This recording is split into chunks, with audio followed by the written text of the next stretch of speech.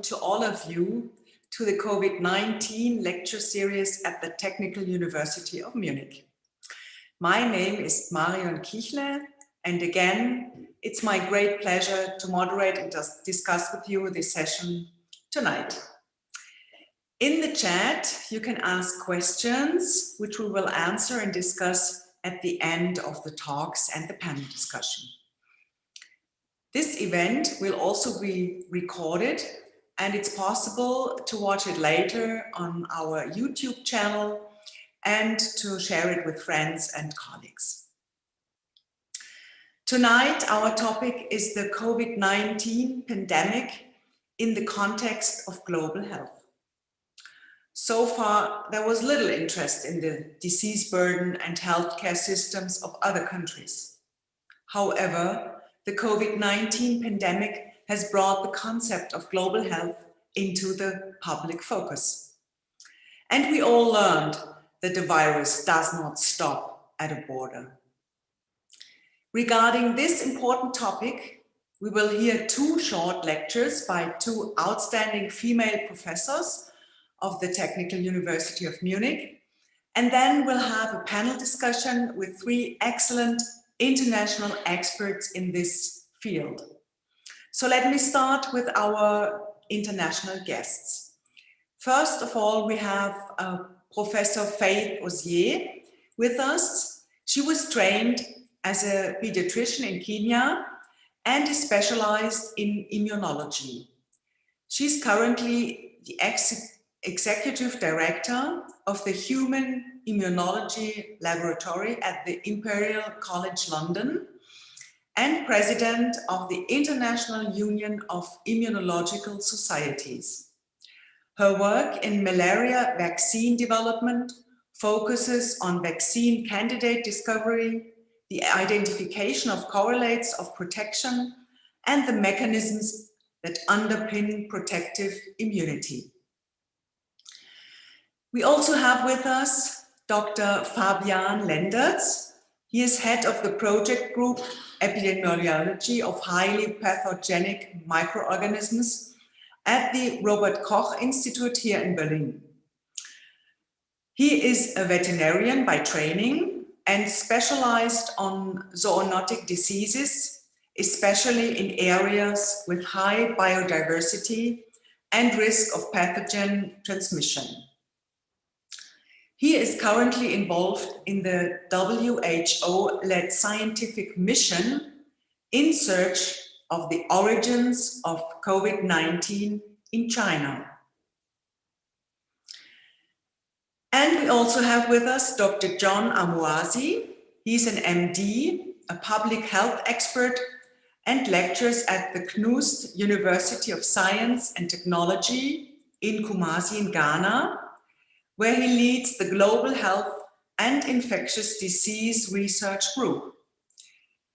Dr. Amuasi is coordinating research on the clinical characterization of COVID-19 in Africa, and he is the principal investigator for the anti-cough trial in Ghana. He also co-chairs the Lancet One Health Commission together with Professor Andrea Winkler of the Technical University, which I introduce to you in a moment. And he is the forefront of global efforts towards addressing emerging and re-emerging infectious diseases. It was my pleasure to meet him in Kumasi last year in February, 1 month before the lockdown here in Germany, at a workshop on cervical cancer, which was organized by our TU University. So John, it's great to see you again tonight. But now I will come to our two speakers. So it's my pleasure to introduce to you Professor Clarissa Prazeres da Costa. She's an MD, consultant medical microbiologist, immunologist, and infectious disease specialist, long-term lecturer and head of the parasitology diagnostics department of the Institute of Medical Microbiology here of the Technical University of Munich. Her research group, Infection and Immunity in Global Health, focuses on understanding the interaction of infectious agents with the immune system in model systems, as well as in large-scale interdisciplinary and international research consortia. Since March last year, she's member of the COVID-19 expert team at our university hospital, Klinikum Rechts der Isar. Together with Andrea Winkler, she's the co-founder and co-director of our Center for Global Health at the medical faculty of the TUM. And it's also my pleasure to have Professor Andrea Winkler here. She's an MD, PhD, and a specialist neurologist at the Department of Neurology at the TUM. Together with Professor Prazeres da Costa, she is the co-founder and co-director of the Center of Global Health at the medical faculty here. She holds also a full professorship in global health at the University of Oslo, where she is also the founding director of the Center for Global Health.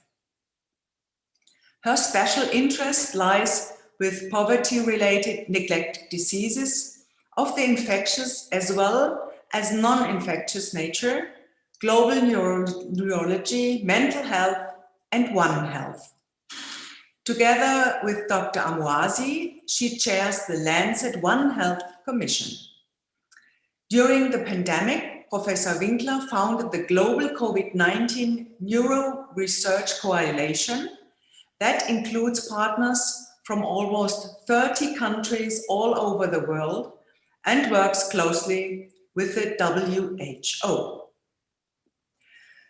So we welcome to you, Faith, Fabian, John, Clarissa, and Andrea. And we are looking very much forward to your talks and to your panel discussion. So I will pass over to you, Andrea. The floor is yours.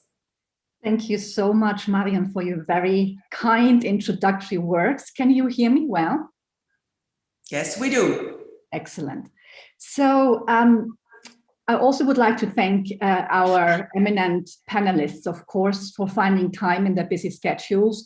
I would also start by thanking Haim Al-Kazi and his team for sparking the idea of the webinars, but also for really organizing, coordinating an excellent back office that is most important for the success of the webinars. And last but not least, I would like to thank Clarissa Prazeres da Costa, who has co-organized the panel tonight. And I'm looking very much forward, Clarissa, to your presentation and to the insights.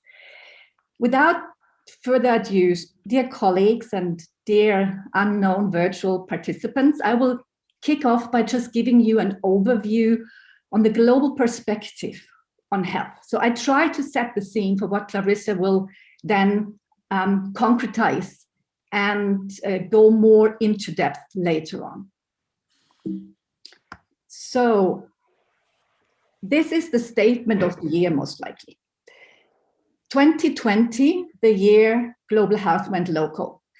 These are the introductory words from the 2021 annual letter from Bill and Melinda Gates, and they couldn't have been more right, if I may say so.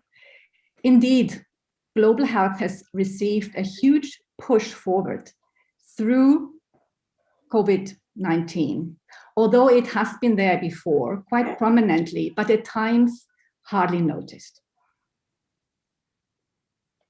So when I was thinking what definition I could give you, there are many definitions and no two definitions are alike.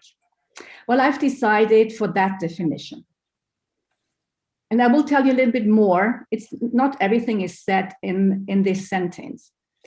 Global health is the health of populations in the global context. It has been defined as the area of study, research, and practice that places a priority on improving health and achieving equity in health for all people worldwide. And the little word equity is really important. What do we mean by equity? Equity is not equality. Equality means that everybody is getting the same share of whatever is there. But equity means that people get what they need, to achieve their maximum health status.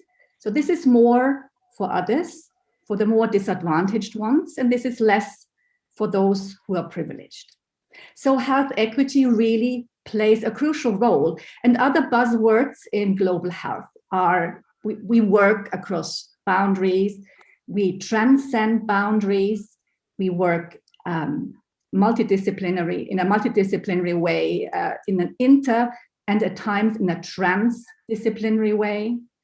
We also work on health management and at the same time at prevention of diseases. And at the moment, we look at lessons learned through the COVID-19 pandemic. So why is all of this so important? Of course, first of all, I would like to talk about the elephant in the room, because epidemics and pandemics. So this is a COVID-19 lecture. Yes, global health is majorly important to preempt epidemics, pandemics, and to protect our own populations. I think it's very legitimate for nation governments to wanting to protect their own people. Of course, that cannot work in isolations. And looking at epidemics and prevention of epidemics, that is only one part of One Health. So the global health equity is just as important as the prevention of epidemics/pandemics. So we are looking that people in Africa, in Asia, in Latin America have also access to healthcare, that they achieve health in a similar manner than we achieve health. Of course, we are far from that, but this is the aim and the vision. And this not only goes for infectious diseases. It's global health is always related quite a lot with an infectious disease, but also with non-communicable diseases like diabetes, high blood pressure, women's health, child and adolescent health, just to name just a few. If global health is part of a decision-making process, then it could and it should lead to economic growth and ultimately political stability. So this is what we are after, to create a stable and a sustainable world through the entry port of health. And of course, health becomes a very political issue, as you may imagine. So how can we measure global health? There have been some attempts, and I will show you two attempts and discuss them briefly with you. So in 2000, the United Nations have launched the Millennium Development Goals. And these were a set of goals of 8 goals, where I have marked for you the red ones that are really the sort of health-related, biomedically health-related topics. Reduce child mortality, improve maternal health, combat HIV/AIDS, malaria, and other infectious diseases. It's quite limited, but what was there already is, well, it cannot be biomedicine alone. You have to look at how people live. Do they live in squalor, or are they rich enough to afford good health care? What about hunger, primary education, gender equality, and of course, the environment? So people cannot thrive health-wise in an unhealthy environment, and partnership for the goals was already there at this point. But there was lots of criticism. They were too narrow, they were too vertical, too top-down, too much driven by donors. And it was all about developing countries, but not about partnership. And there was not enough focus on health equities. So here you have another, just trying to give you a better view of the pictures, of the slides, sorry. So you have another definition of, this time the other way around, of what health inequities are. So health inequity is the presence of systematic disparities in health between more or less advantaged or disadvantaged social groups. So again, people need what they need within their circumstances to achieve the maximum health. And experts, scientists felt that this was not represented enough in the Millennium Development Goals. So this is why a new agenda was needed. And this new agenda is called the Sustainable Development Goals. For us, it is important again to look at health. And that is Sustainable Development Goal 3, which I'm gonna come to in a minute. So a set of 17 goals was agreed by the United Nations in 2015, so much larger than the previous Millennium Development Goals, for a sustainable future through to 2030.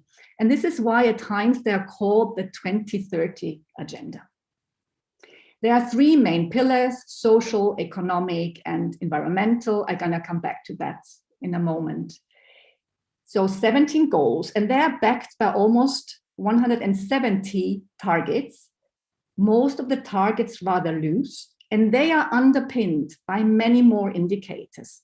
So it is a rather complex construct that needs to be disentangled.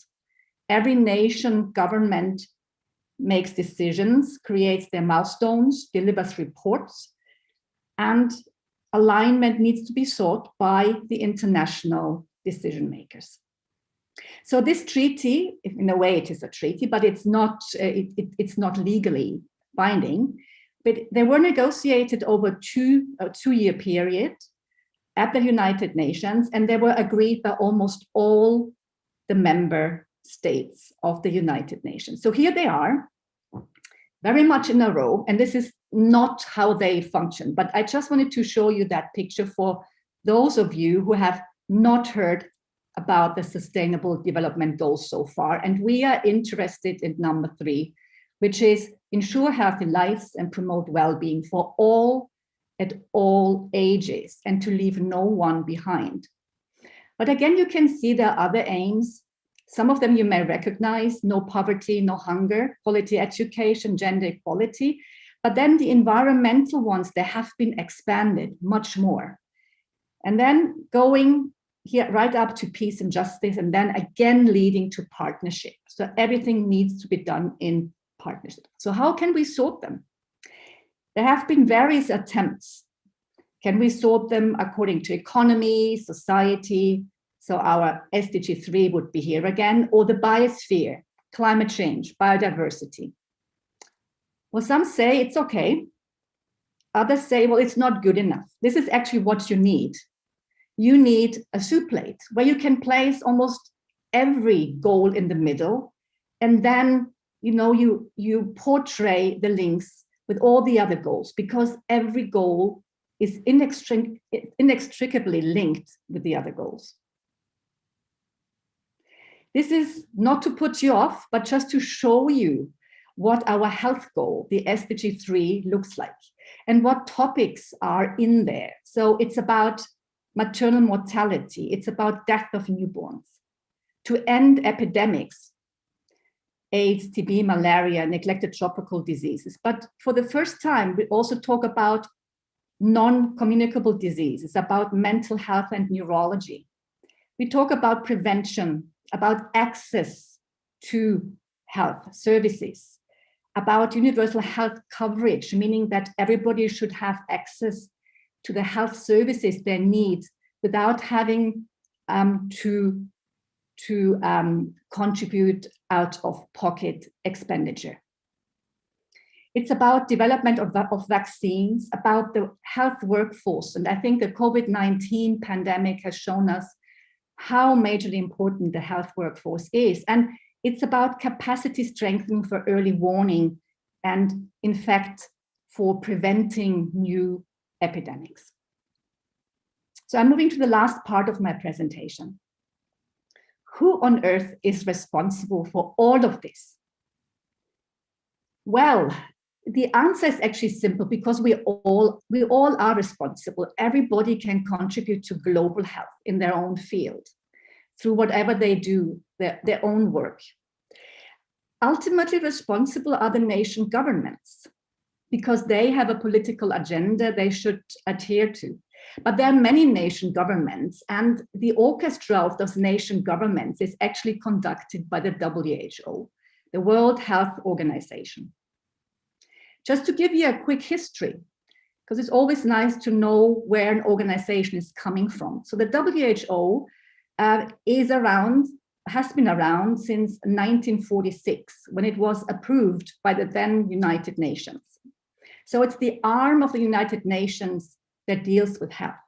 The parliament is the World Health Assembly, and they meet once a year.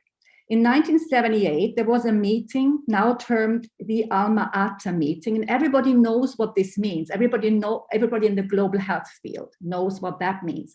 That is health for all, and basically that was already preparing the ground for global health, the way we understand it today. Health for all and leaving no one behind. So what happened to the WHO? In the 1960s, it was the major diseases, very biomedically. It was about eradication. In the 70s, there were the liberation of the colonies and an unleash of health, man and of course women power, and how to train this health care workforce. Then furthermore, in the 80s, eradication of the smallpox. It's the only disease that was ever eradicated. And as a new issue, family planning came on the agenda. In the 90s, it was about primary health care. In the 2000s, it was very much about business, about investing in health, poverty eradication. And up to now, it's about global health security and about understanding health as a global public good. A global public good is something that you can use and that is not used up, and that there still is enough for others to also enjoy it, to put it in very plain terms. So the functions of the WHO, it's setting norms, standards, guideline development, recommendations. It's a lot of advocacy, very important now. And Clarissa will tell us more about it. Very important now in times of COVID-19. Rallying partners around a common objectives and mobilizing resources. Lending technical support to member states in the development, implementation, monitoring, etc. of policies and interventions. And here you can see the Director General, who is actually sort of steering the big boat of the World Health Organization. And when he took office in 2017, Dr. Tedros said that he had, they're gonna zoom in for you on that he gonna have 3 main priorities. So he wanted to advance the universal health coverage. So 1 billion more people should enjoy and benefit universal health coverage, meaning that you can access healthcare services without having to impoverish yourself. He also said that he wanted to have healthier populations. That's about disease prevention. He was thinking about the non-communicable diseases. But also here in the middle, as if he could foresee, he was thinking about addressing health emergencies, and he wanted to have 1 billion more people better protected, and as if he knew what he was going into. This is just an example, it's my second last slide, how actually we can collaborate as scientists with the WHO. And what the WHO is actually not doing, at least until now in normal times, they're not doing research, but they're working closely with researchers. And the Center for Global Health was able to work to join forces together with the WHO in the COVID-19 task force through the Brain Health Unit and through the newly founded Global COVID-19 Neuro Research Coalition. This collaboration is still ongoing and it's mutually beneficial. This is my last slide, and it's just wanting to close the loop here and to show you again how political global health is. The Global Action Plan for Healthy Lives and Well-Being, which is the Sustainable Development Goal 3, was actually created by Angela Merkel together with the Norwegian Prime Minister and the then President of Ghana.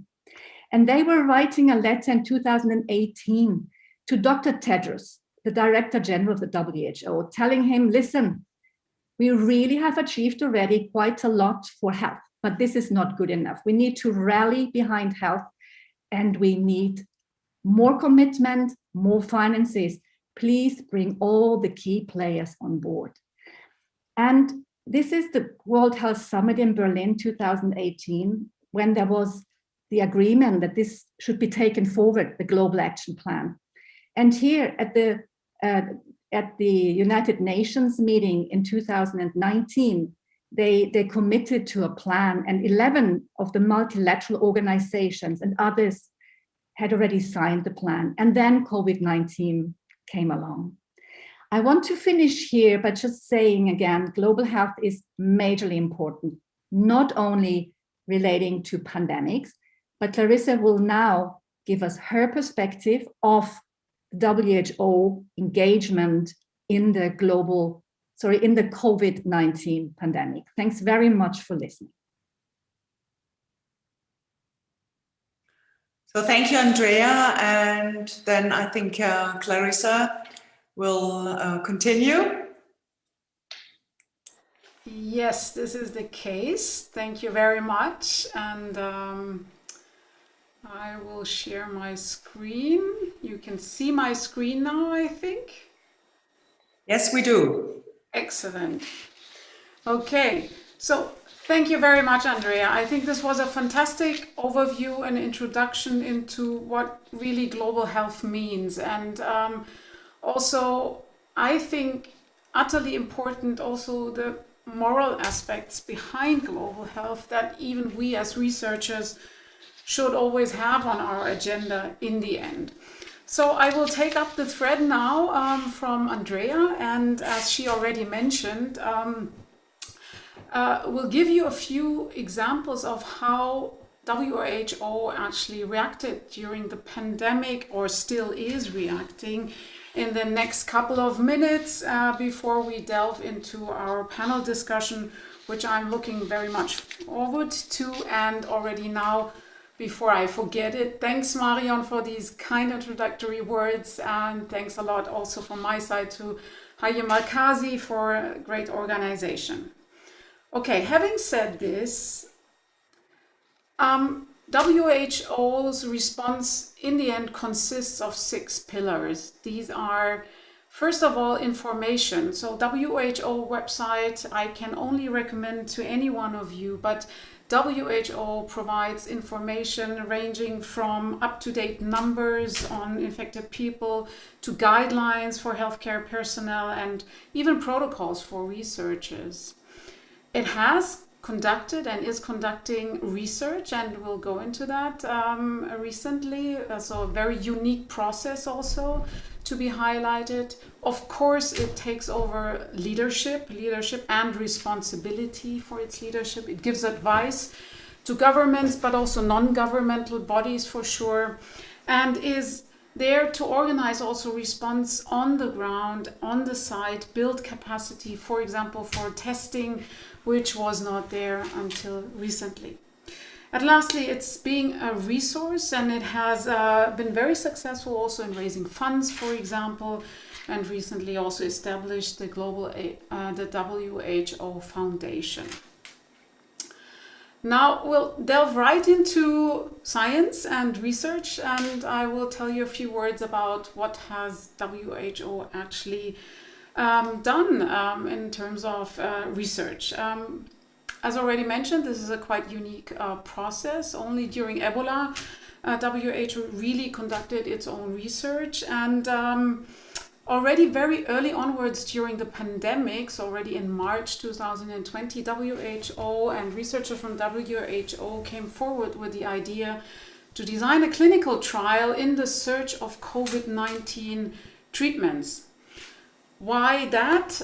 Very simple. I mean, you all know that SARS-CoV-2 was not known to human mankind before, so it was a new virus.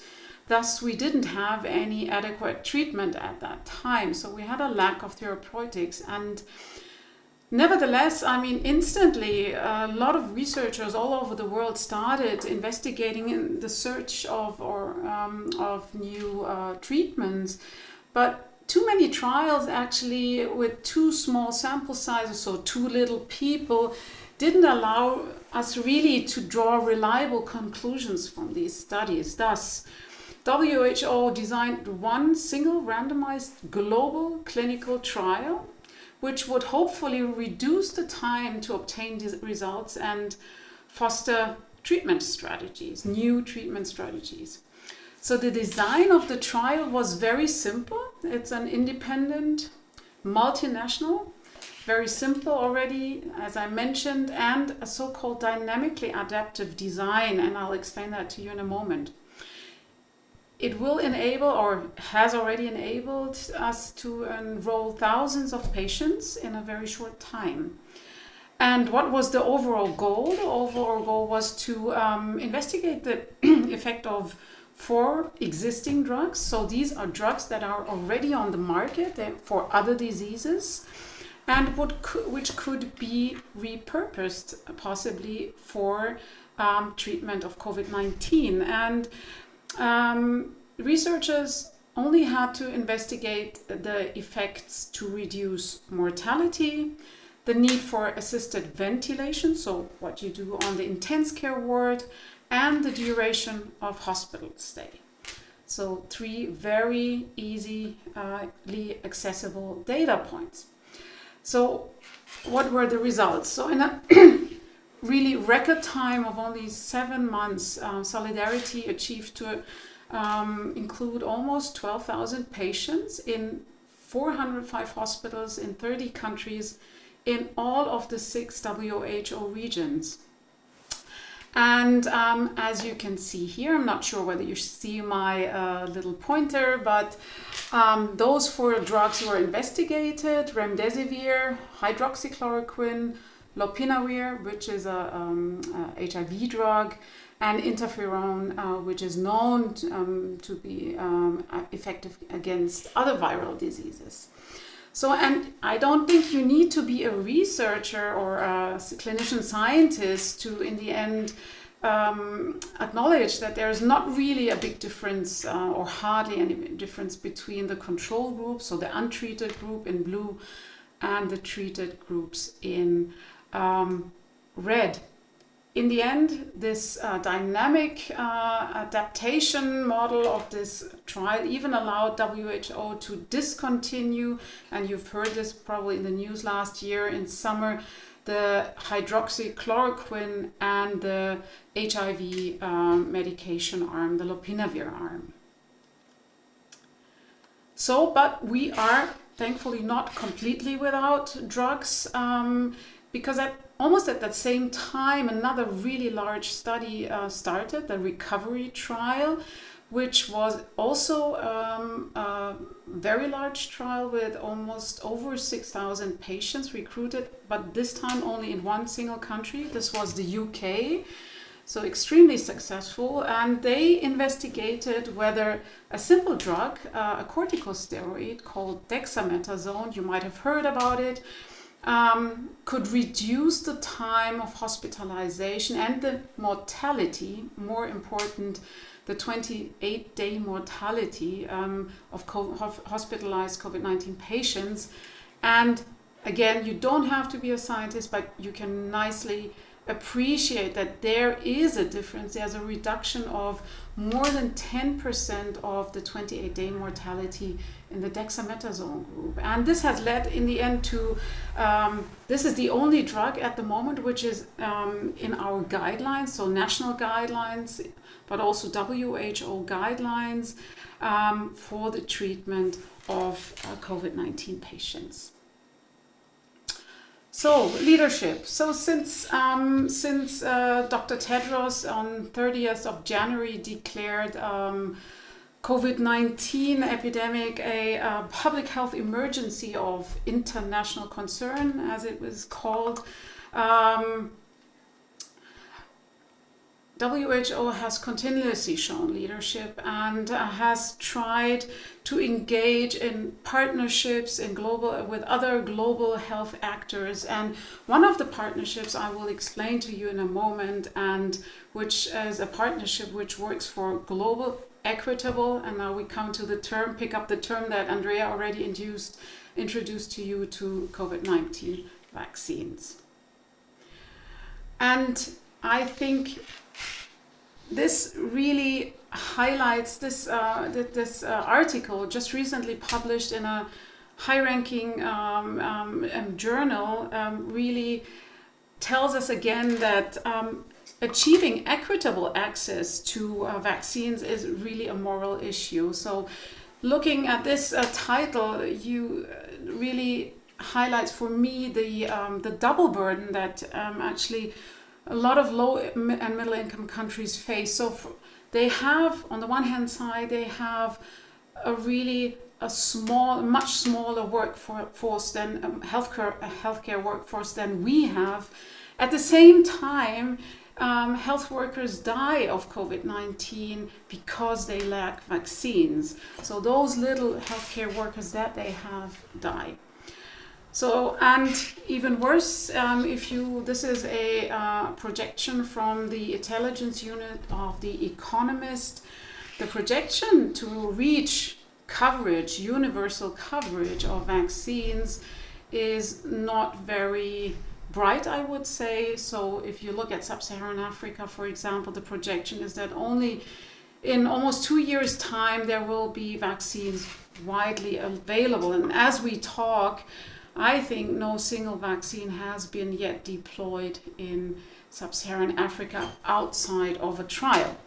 So vaccines as global public good. Andrea has already mentioned this term of global public good. So how can this actually be achieved? And in summer last year, 9 leading global health organizations came together and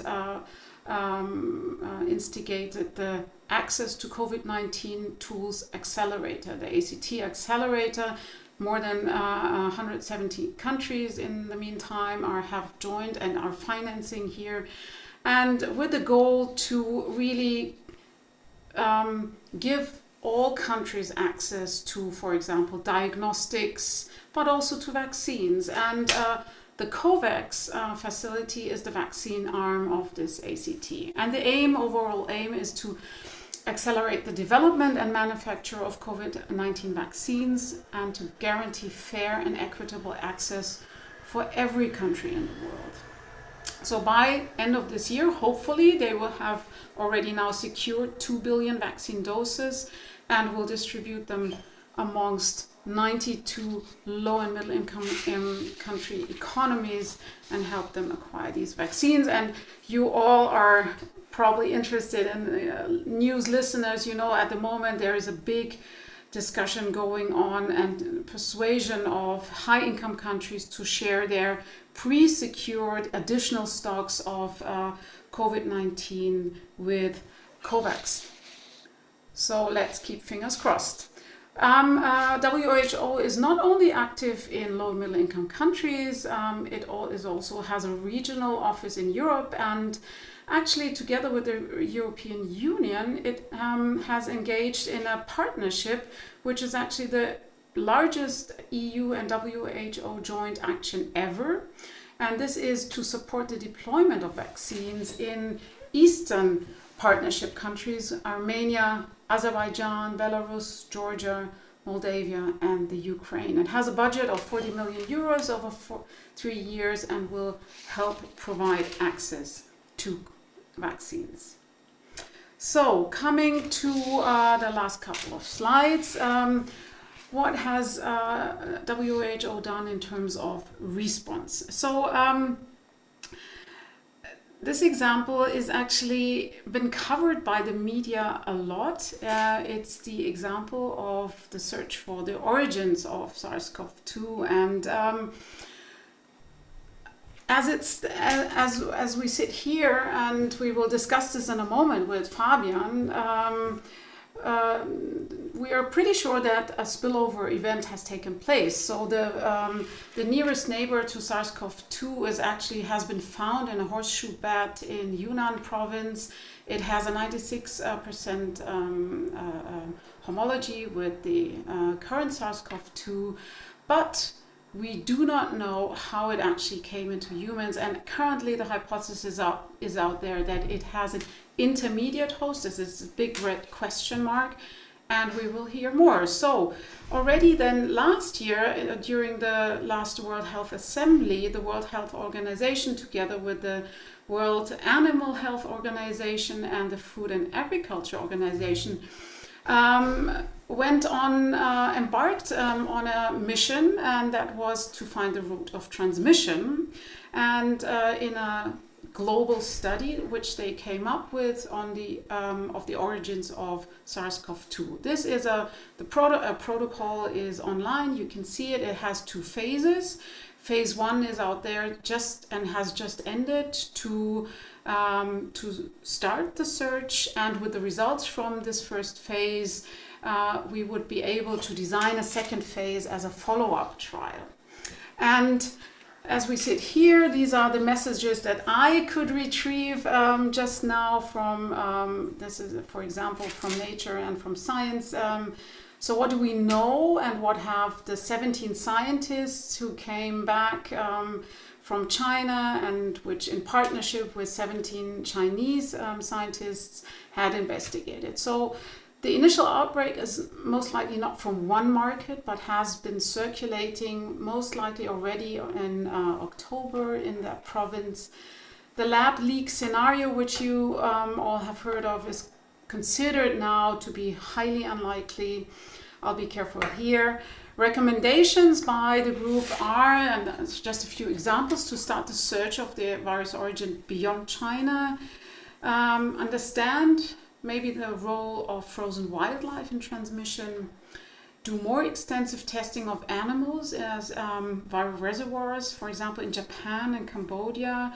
Apparently, similar strains were already detected, and track down earliest cases. And this can be done, for example, by analyzing blood samples from people from blood banks. And so this has laid now the groundwork possibly for the second phase, for the longer investigation in collaboration with the Chinese government. So my last 2 slides are more on what John would most likely call so zooming out a little bit, the macro level. And so because of course WHO is not only dealing with COVID-19, it has a lot of other large campaigns, for example, that are being supported. And I've just picked the example of malaria, also because Faith is a malaria researcher, and malaria is still one of the has the heaviest burden of these infectious diseases worldwide, with more than 400,000 people, mainly children, dying each year still of malaria. And so we know that malaria can be controlled, and has been successfully in the last couple of years, has come down a little bit, controlled by, for example, distribution of long-lasting insecticidal bed nets. But how do you distribute them? You have to travel across the country, right? So, and a lot of sub-Saharan African countries have planned large campaigns in 2020, and researchers of Imperial College have modeled that even the disruption of a 10 to 50% of, for example, access to antimalarials due to shutdown, for example, could result in up to 100,000 additional deaths.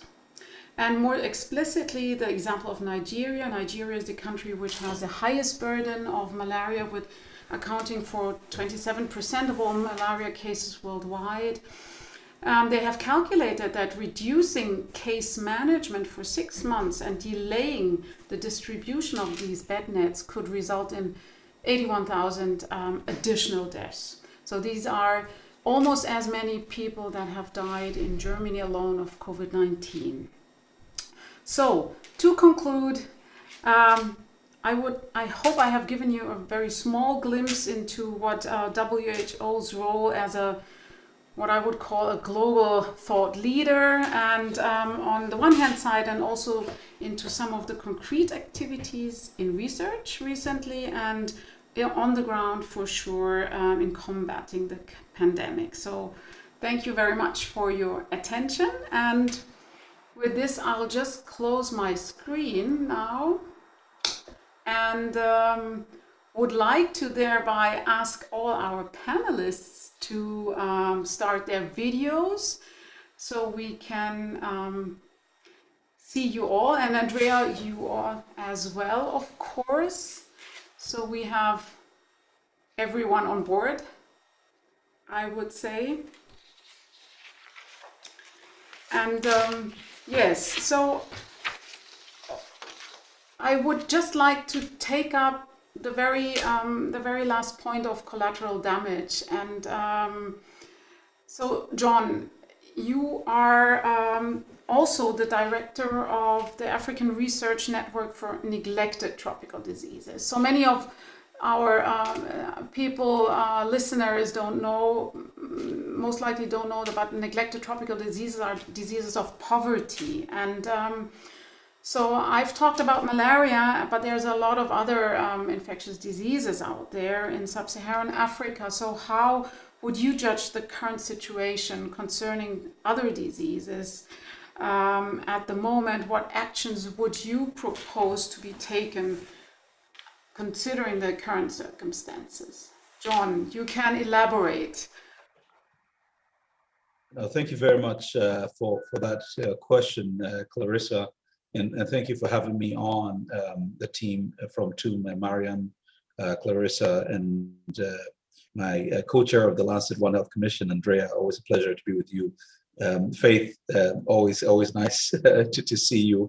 I'm hoping we can welcome you to Ghana sooner than later, and Fabian, of course. Now, I think I really enjoyed the two presentations, really insightful. Good refresher for the basics of global health, which is now the forefront of almost everything. Everybody's thinking global health. You know, I am in the global health department of my school of public health, and we can see an increase in the level of number of applications to the School of Public Health, since now public health is a hot topic. Now that being said, about vaccinations in Africa, I just want to just make a quick comment on that, and I'll answer your question substantively. Thankfully, the vaccines are arriving now in Africa. Some countries have started vaccination. Here in Ghana, where I sit, the vaccines arrived today, and the vaccination will start on the 1st of March. And a few others too have already received a little bit. So it's going slowly, but not as well as one would have liked it.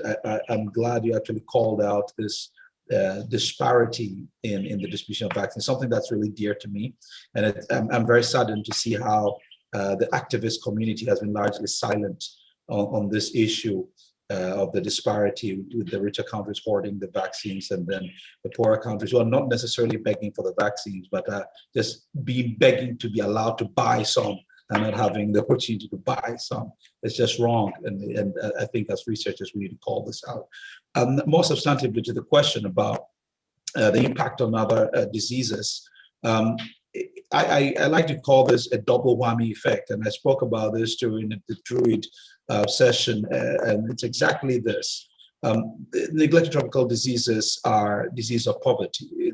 It's really poverty that's at the heart of these diseases. It's important to be reminded of this because there's no disease called neglected tropical disease. This is not a disease. It's actually a constellation of diseases. And the underlying thread that allows these diseases to be classified as such is poverty. And so when you think about it and look at even the disparity in the way in which COVID-19 is killing, it's such an interesting disease that brings certain things out so starkly. If you look at spread of the disease, you'd realize that it's spreading faster in the richer countries. And you see this even within Africa, where South Africa has the highest levels of infection, which is about the richest countries, even within Africa are disproportionately affected compared to the poorer ones. If you look at Ghana in West Africa, which is one of the richer countries in West Africa, again, you see Ghana and Nigeria being affected more than the rest of West Africa. And these, again, are the two richer countries. So you can explain this in different ways. But then when you look at it in terms of the deaths, we saw the figures out of the UK, how the minorities and poorer people, in the lower socioeconomic strata, are dying at higher rates than those in the higher socioeconomic strata. So when you think about it, the richer are getting affected more, but the poor are dying more. It really brings out this picture. And now when you juxtapose that against neglected tropical diseases, it helps you to see this double whammy effect. These are diseases which are often, for which the poorest of the poor are affected. They're affected because they're more likely to be exposed because of their lifestyles, proximity to animals, and also their limited access to diagnostics and to treatment. And when you layer COVID-19 on top of this, which is a massive global disruptor of access to healthcare, and think about all the activities around neglected tropical diseases like mass drug administrations. Think about also surgeries for Borrelia ulcer, think about surgeries for trachoma and all the other interventions. All these are largely on hold on account of COVID. Another one that really amazes me is just a picture of malaria.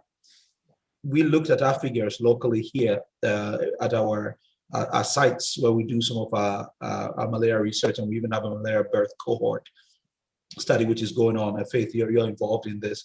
The malaria figures have shown a significant dip, almost as if malaria doesn't exist anymore because of COVID. So the question is, how is malaria being treated? Definitely, there would be more deaths from malaria because malaria just didn't vanish because COVID appeared. And when you think about neglected tropical diseases, which are more chronic in nature, because people have these and it lasts for a very long time, you can only imagine the burden that is being put, or the burden being posed by these neglected tropical diseases on account of COVID. People have done some crude measurements and the figures are not exciting at all. But as I said during the Druid presentation, we will see the real effect of COVID perhaps within the next 3 to 5 years, and it's not going to look beautiful at all. I am not too petrified about the possible ravaging of Africa with COVID in terms of numbers of deaths. We've seen the first wave already. We've seen a second wave, which seems to be going down over the past 2 weeks. Second wave was much more brutal than the first one. Maybe there'll be a third one, I don't know. But everything is pointing in the direction of it may not be as bad in Africa as it has been in Europe and North America. But the badness will come later, and it wouldn't be COVID. It will all be the negative externalities of COVID, which will hit. If you look at the figures, economic projections, for many countries in Africa, it does not look good at all. That being said, I can also speak to the issue around some of the figures. Maybe I should reserve this for a bit later. But just to say, yeah, this double whammy effect posed by COVID-19 layered on top of COVID, on top of neglected tropical diseases. And you need to understand this dynamics that poverty brings in. So it is sort of the neglect within an already existing neglect. And the earlier researchers, particularly the social scientists or the social anthropologists and others step up to the plate and begin to make these models and projections so that we can prepare the better. Otherwise, we will be caught flat-footed. And all the progress that we've made towards the SDGs, which Andrea so beautifully elaborated on, would be rolled back. And it won't be long before we'll be pushing this beyond 2030. Thanks, John, for these really great insights and summarizing it. The devastating effect is only to be seen, right?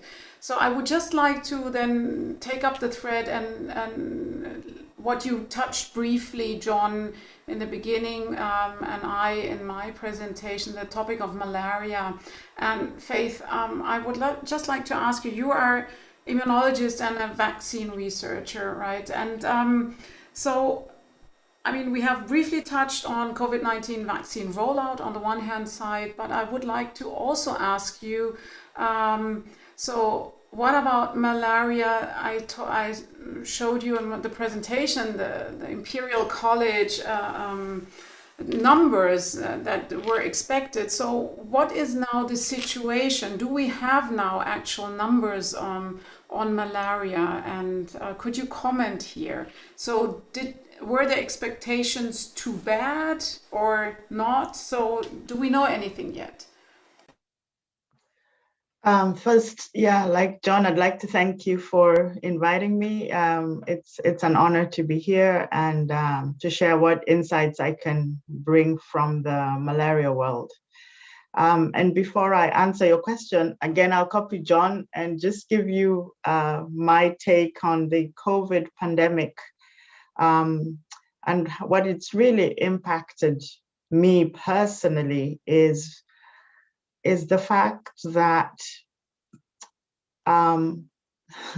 the tremendous progress we've seen with a vaccine against a new organism, yeah, new infection, and the world comes together, has the resources to actually create a vaccine within a year. And the amount of resources that have been put to tackle COVID, yeah, they are, I haven't got numbers, but they are massive compared to what we normally apply to our diseases of poverty, if you like. So there's the sad side of that in fact, as a society, we seem to respond to the things that affect us. You know, I could talk to you about malaria until I'm blue in the face, but I can't turn blue. But, you know, there wouldn't be a massive call to action that would get all governments and all until malaria was affecting people in the countries where there's a lot of money. So there's some parallels with what John is saying, and you could take the downside of that and be miserable, but I actually take the bright side, which is to say, if we can do this for COVID, you know, we can do this for a lot of the diseases that affect poor people, you know, because we've got the brain power, we've got the financial resources. How do we make that connection that makes governments and the whole world mobilize, you know? Do I need to infect the planet with malaria so that people can get interested in, you know? What COVID has shown me as an immunologist is it's all possible. It's about willpower, it's about determination, there's politics. So I rather take that view that, in fact, with all the technology we have, we can make very good vaccines. We can make them very quickly. It needs that political will, that drive, and that coming together of different players. So in that sense, I take it that for our diseases that are neglected, we can really make good advances. And that's been, to me, the major connection of COVID. We've talked about malaria vaccines for years and years and years, but we never get the sort of cash to really throw at it. We never get the sort of brain engagement. We never get the big pharma countries saying we're gonna sort this, you know. That's what I'd love to see. In terms of what's going on in Africa, I think I have to say as well that it's too early to tell. So we've had a sort of paralysis with COVID where not all, but typically we're collecting data from different projects, different studies all around the country. But with the freeze, especially when you have to go into communities, all that stopped. So the usual sources of data are much thinner on the ground. And so I don't think we will really have accurate numbers until people are able to go back out and collect that data. Where I work in Kenya, malaria has been going down for quite a while, even before COVID. And I wanted to say, John, that the problem is when you begin to research it, so put a concentration of researchers where the disease is, then when they're all set up, the disease filters away. So there's a researcher effect on the disease that's not really reflective of the bigger population. Yes, so the main point is that there's going to be quite a lag in data collection. And so whatever, that's the data that's used to produce, for example, the World Malaria Report, etc., the usual sources are all having their hands held because of the pandemic. So we wouldn't really be able to see how bad or how good for some time. Yeah. Thank you. Thank you really a lot for your insights, Faith. And I already saw in the chat there's a few questions, so we'll hurry up. So Fabian, so very simple question. So what is your take on spillover, the mission, the result of the mission, and what can you tell us? I'm really curious to hear. So I hope you can hear me well. Yeah. All right. So thanks first of all for the invitation to this wonderful panel. Very, very interesting with some colleagues I like to see a lot. Each time I see them, I'm very happy.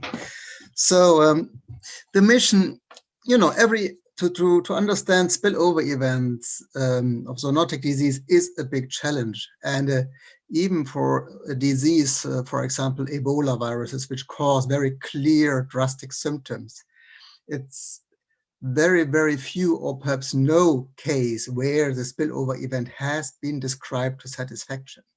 So these spillover events are something very difficult to understand. That's the first thing. You're always dealing with a kind of puzzle, a big puzzle, and these puzzles have different degrees of sophistication, right? Let's say Ebola is a relatively easy puzzle, which few people made to solve in few cases, but the coronavirus puzzle is a very complicated one because it's a big puzzle, but not all, you need all parts, but not all parts tell you much about what really happened. So it's complicated. And the problem here is that, as we all know, this virus can cause mild or actually no disease and still be transmitted. So if you want to understand a spillover from the human side, you need the patient zero or get somehow near to this person. And this is extremely, extremely difficult for that. As we all know, following transmission chains, even now in schools or wherever you try, you're often failing, right? So this is a big challenge and you need a very broad approach. The other approach you can have is then to look at the origin side, like, okay, we know the closest relatives are found in some horseshoe bats in a certain region. They're in southern China, Cambodia, and so on. So did we sample all species of those bats? Because there are many different species. We did not find the right species yet of the bat. If you have that bat species, what you can do then is see where does it live? Did it adapt to human settlements? Is it peri-urban wildlife? So you can look at human-bat interfaces. Or is it something living in a cave, very remote, needs very intact habitat? Then you have to think about who's making use of the cave. Do people do, for example, guano harvesting as it's done in Cambodia, for example? Or where are the possibilities for spillover? And then from both sides, you slowly try to develop a scenario of what has happened. There may be intermediate hosts involved. That's very likely because it's been the case in many of the coronaviruses before, but it's not a must. So all this still, unfortunately, needs to be done. The question how exactly it happened, where and who was the first is very likely never being solved. So I'm not a big fan of the whole discussion about where did it happen. It does not really help. We have zoonotic spillover events in Germany every year from some rodent to human and so on. That's nothing you're blamed for. That's something that happens and you develop countermeasures when you understood the problem. So we are still working on that super big puzzle. There was a first mission. I wasn't in China myself, but I followed all meetings from here. So I had to get up at 2:30 in the morning to be there. It's been a tiring 5 weeks. And I think the mission was very successful, despite what the press says about it and even some politicians, because The purpose of the first mission was just to see what's been done already, and a lot of work has been done by the Chinese colleagues already, and where are the gaps, and develop questions together. It's a joint mission between a WHO team from external experts and the Chinese colleagues. We're not going there colonial style and, you know, we do the research right now and you have no clue.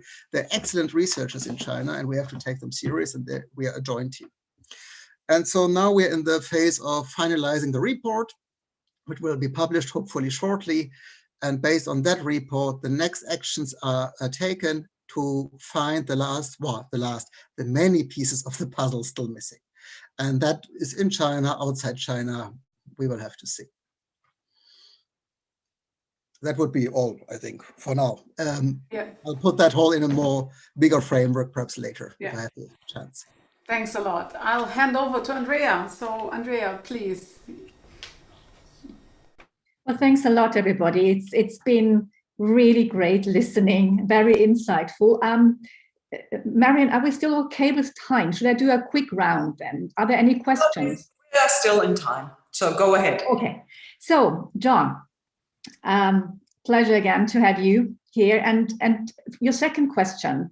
So I think you have become Ghana's face of COVID-19. At least this is how I view it. I mean, you're pulled into so many boards and the press is after you. And of course, you're also advising the president on COVID-19 issues. Now, with that insight, could you just give us a glimpse of what's actually really happening at the moment in Africa? Because we only get snapshots. Some say, oh, the second wave is really bad. It's more like Southern Eastern Africa. So those partners tell us, oh my God, it's really horrible.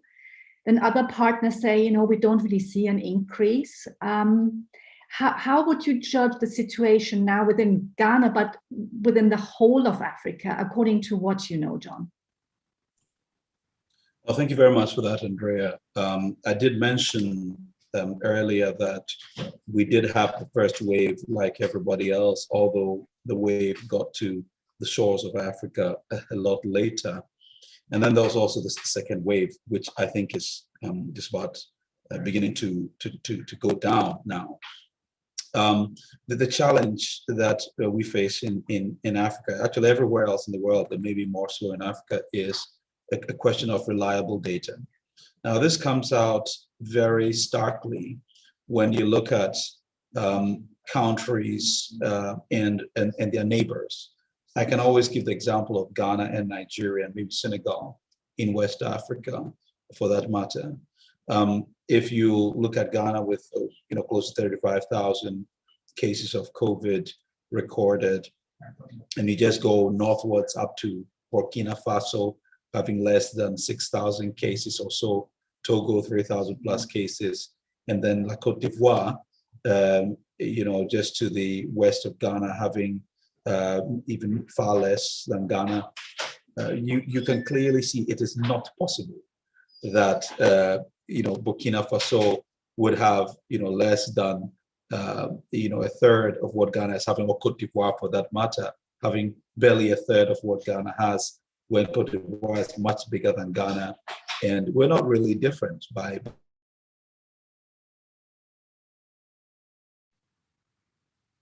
Okay, John. John, you just froze. Measure. A very interesting thing also is rates. I see I'm frozen. No, John, you're back. I see I'm frozen. Can you confirm if you can still hear me now? You're back. Okay, John. good. Thank you. You let me know anytime I go off, because great. Okay, you just dropped a couple of seconds. You're back. Excellent. Thank you. So I was also explaining that if you juxtapose these against case fatality rates, and you look at Ghana's case fatality rates, which is hanging around 0.7, compare with case fatality rates in Burkina Faso, just to the north, and it's say 1.2 or something like that.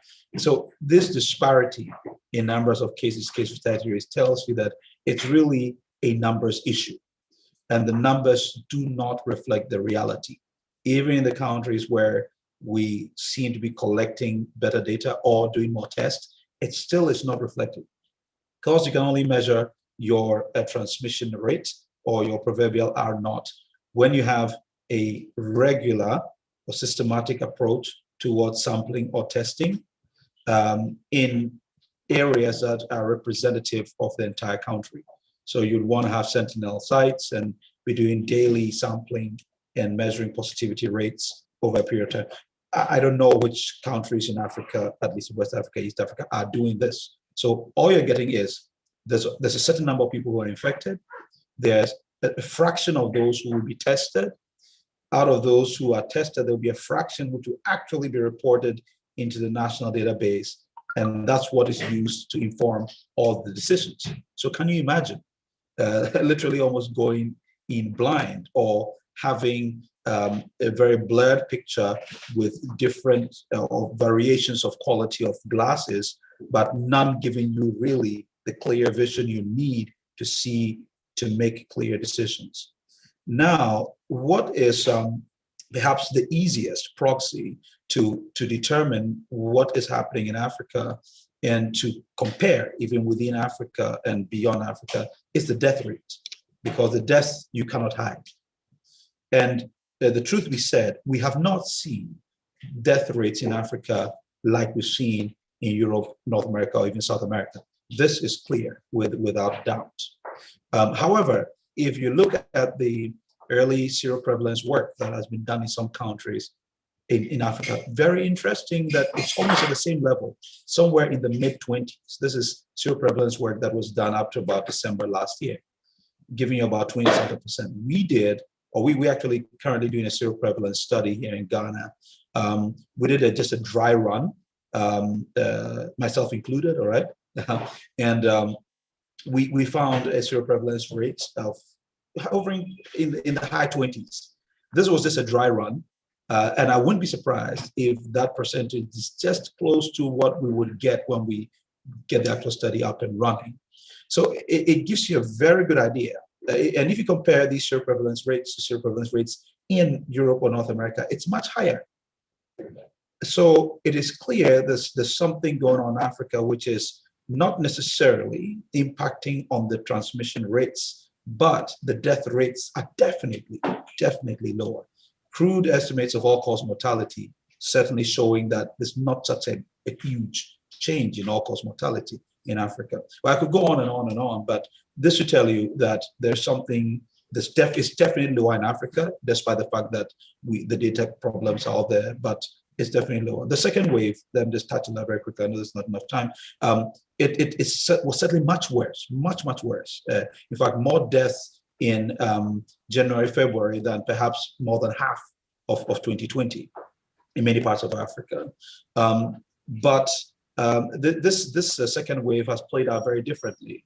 If in East Africa, it's not as bad as it was in West Africa. And in fact, West Africa saw a very steep rise in numbers of cases and deaths as opposed to East Africa. And I can speak at least for the Kenya figures that I know about. Tanzania, well, it's anybody's game. It's actually zero. Thank God it is. And Uganda, because we've been working with colleagues there. But in Southern Africa, particularly, South Africa, very clear. Zambia, Zimbabwe, and then more towards the southeast in Madagascar, really bad. So even within Africa, it's very checkered. I think I have to stop here and talk to you. Yeah. No, well, thanks a lot, John. This is actually what we don't see. I mean, this is insights from the ground, so to say. And in a way, you say, yes, there is some increase now compared to the first wave, but nothing compared to what we are witnessing. And this brings me to Faith. Absolutely. Faith, you are as an immunologist, could you maybe comment about the Africa paradox? So why do you think, or maybe is the African population protected? And if so, why do you think that is from an immunology point of view? And I see we're already half past, so if you could take a couple of minutes so that we can also move to Fabian as our last panelist. Marianne, if that's okay. Yeah, so please make short answers, please. So because we have a few questions from the audience. Excellent. Yeah, so Faith, please. Yeah, so it's all information that we would like to have. We don't have the explanations. There are lots of possible confounders around an immune mechanism per se. There are the confounders like the population structure. There are the confounders of how we live in Africa compared to how we live in Europe, where you're seeing the infection, cities versus rural living, different lifestyles. So even for an immunological study, there are a lot of confounders that one would tease out. I wouldn't run to put my finger on one thing because you know that those things are hard to separate.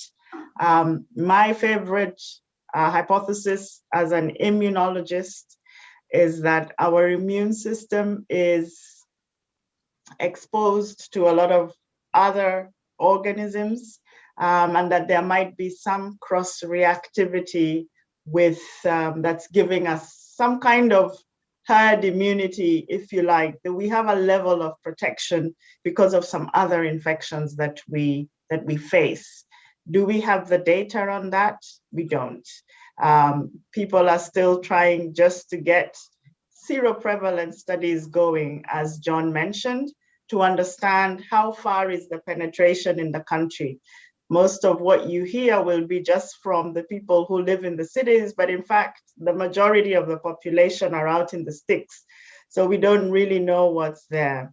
And then, so I'm sorry to say that there possibly are immunological mechanisms.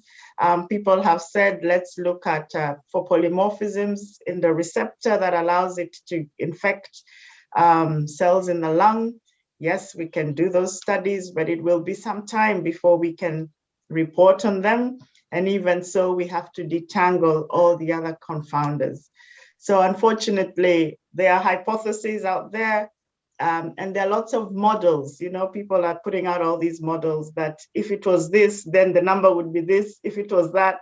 So they're well and good for stimulating thought, but it's not, for me, the hard data that I need to measure in the lab and tell you with a degree of confidence. So at this point, it's all hypotheses. Yeah, thanks. Thanks a lot, Faith. And the good news is, of course, that the African population somehow seems to be protected. But we hear what you say.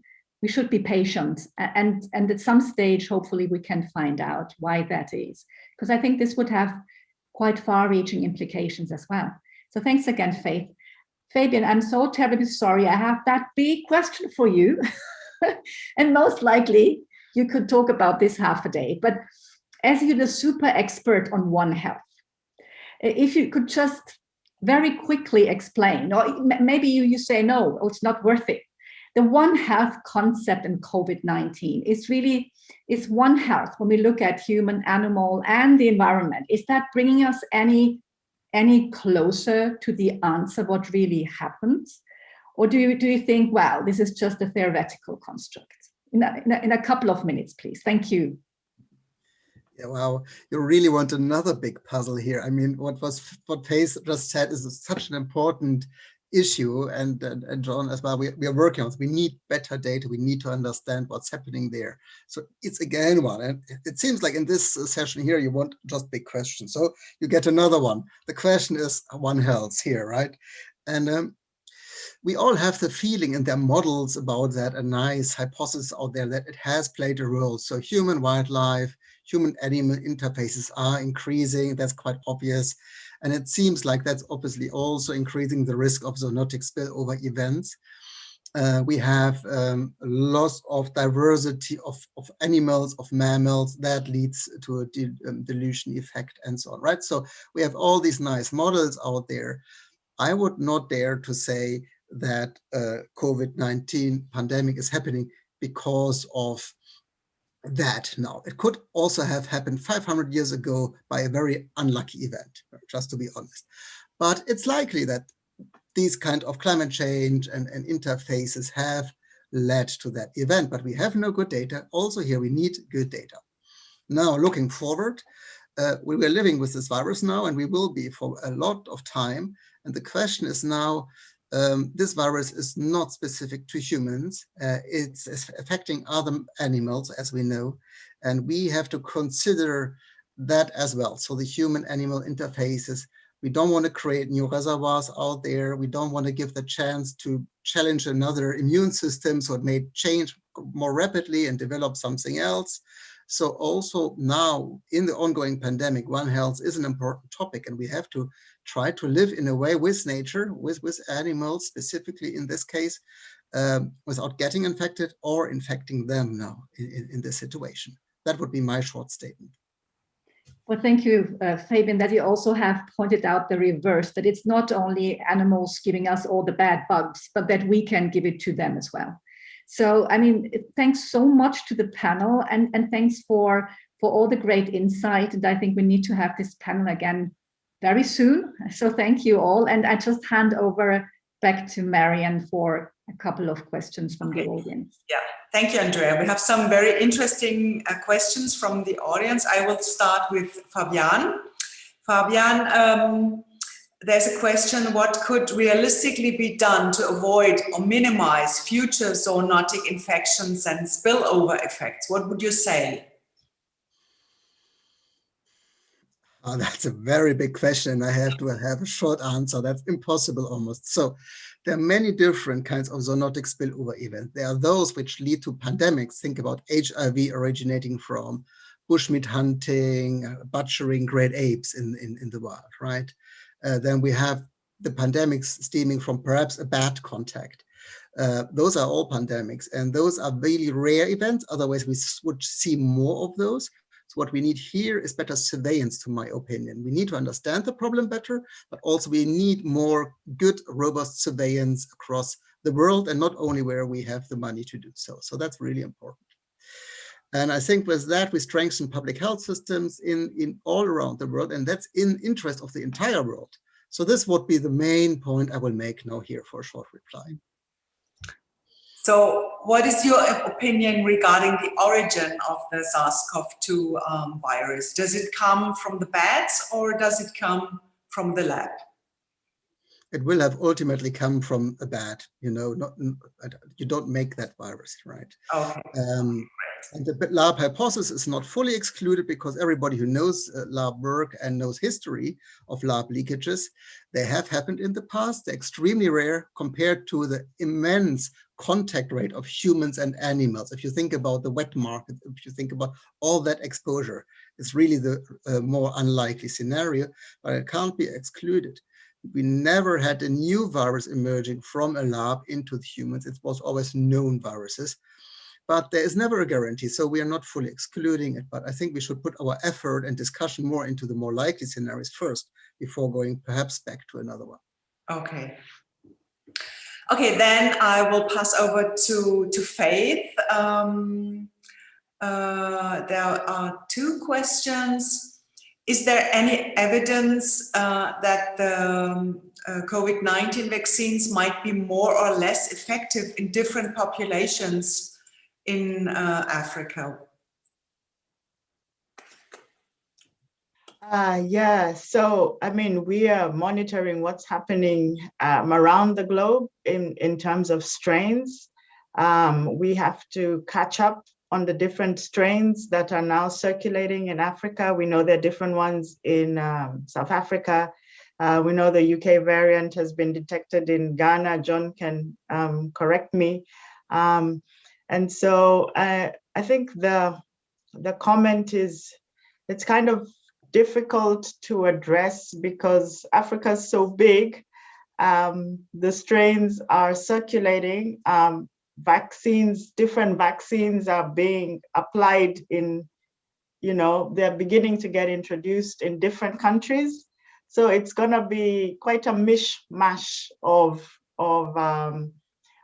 answers to that question. What we can glean, I think the top level answer at the moment is that most vaccines are offering at least some good efficacy against that noise. It's maybe not as good as it was for the original strain, but it's still good enough that it's worth recommending that people should still have it. We've not reached the case where we've had a vaccine for which the efficacy has fallen by half because of a change in strain. It's always a small drop in the efficacy, and they're still helping against severe disease. So that's another one that needs to be monitored. Okay. And there's another important question. Based on many reports, vaccine hesitancy is a real big issue in Africa. What measures could be taken to deal with this problem? Yeah, I think that's true. There's a recent paper out just this past weekend from Cameroon where the vaccine hesitancy was sort of like 85%, like a really high number of people saying they wouldn't get the vaccine. And I think, again, it's a complicated scenario of fear and misinformation. So I think the strategy has to be a long-term strategy of education and advocacy. Because now with social media, everybody is, people are circulating so many theories and conspiracies and, when people are, this is where we also need the social scientists to help us. People are already in a vulnerable state where you don't know whether you're going to be affected or family members are affected, you've lost your job, so people will grab onto any story. So I think in the middle of this confusion around COVID, it's not the greatest time to have a real survey about vaccine hesitancy, but I do think that a long, continuous education over a long period of time surely must be one of the things that we do. It's really a difficult question. Thank you, Faith. Okay, so I have two questions for John. How is the South African variant perceived in the sub-Saharan Africa? Are special measures taken? Do you look for those variants? I think that's an important question to ask, particularly given what we know about the South African variant and its the fact that it spreads more easily, and perhaps more alarmingly, the fact that there is increased mortality from this variant, and the last thing being the possible, and I say possible with caution, the possible decreased effect of the vaccine, particularly the AstraZeneca mRNA-based vaccine, and its decreased efficacy significantly decreased with this variant. Of course, those studies were conducted in a very small subsection of the population, but I can understand why the South African government would be very hesitant to take those vaccines on. They ordered quite a large quantity, and with that degree of uncertainty and that amount of investment in vaccines, you certainly don't want to gamble at that level. So with that being said, it means that should this variant spread significantly across, it could totally change the dynamic across Africa, not only by way of infections and death, but also the possible solutions via a vaccine. I do not have the data on extent of spread of the variant in Africa, but I can tell you that there's no question that it has spread across Africa. At the time when the height of the scare of the South African variant, if you looked at the map, it was present only in South Africa, and then all over Europe and North America. I mean, come on, how is that possible? It's definitely, so later when other African countries like Nigeria and Ghana, Kenya and others started sequencing, they did find it in addition to the UK variant. Now, I don't know of any data in any African country which can give you a fair measure of the degree of penetration of this new variant. All I can stop at and say where it's been looked for, it's been found. And that's unfortunately where all I can say. Okay. Regarding time, I think we will stop this session. Thank you very much, Andrea, Clarissa, John, Fabian, and Faith, for making this really fantastic and very interesting session possible and taking part here. So I hope you are healthy, you stay healthy, and I hope to see you soon. Goodbye, and thank you a lot.